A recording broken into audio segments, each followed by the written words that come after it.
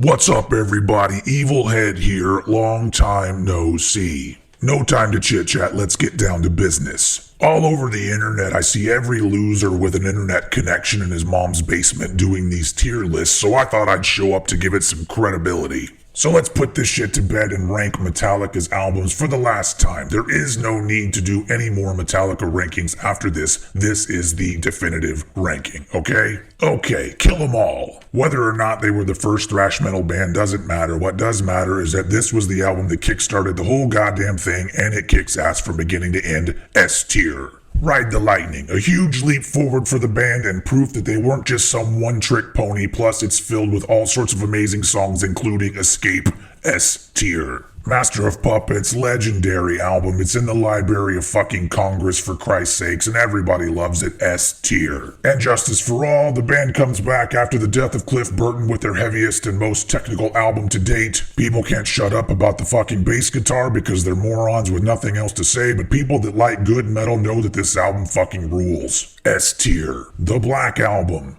If you don't understand that this was the band taking a huge risk that could have majorly backfired on them, you have no right talking about music. It's one of the biggest albums ever. It brought new people into the world of metal because we want people to listen to metal, right?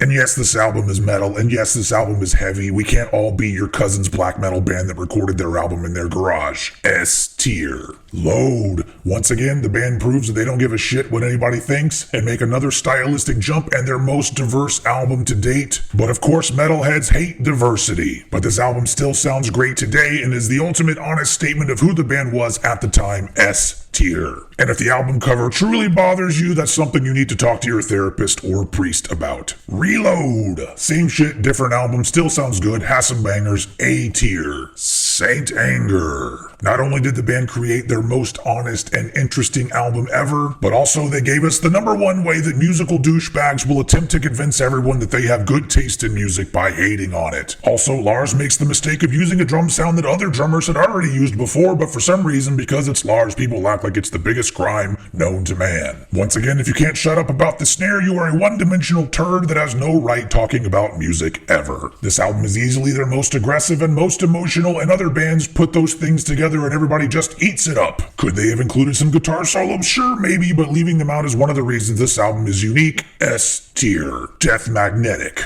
Amazing return to their epic thrash metal roots with some of the best songs they had done in years, and further proof that Metallica haters are literal dildos when they say things like Metallica haven't played any fast music since the 80s. The album mix may be brick-walled all the shit, but it's another thing that makes the album unique and adds another level of energy that makes this album sound even more urgent. S tier. Lulu is not on this list, but I know that people will ask, and yes, it is also S tier material because once again, they follow up what a lot of people think is their return to form with another fuck you, we do whatever we want album. It's weird and memorable and interesting, has some really cool riffs on it, and is more proof that Metallica is a band that isn't just phoning it in like many of their contemporaries. Hardwired to Self-Destruct. An ambitious album that finds the band trying a little bit of everything. They don't 100% succeed at every turn, but still managed to put out an album that's more interesting than most of their contemporaries. A tier. 72 Seasons. Hard to determine with only 2 tracks available whether or not this will be S tier material, but it's very clear that the band still have something to say and still make some of the most entertaining music in heavy metal, leaving Dave Mustaine looking like a grown-ass man who's still obsessed with Call of Duty. Well, that's it.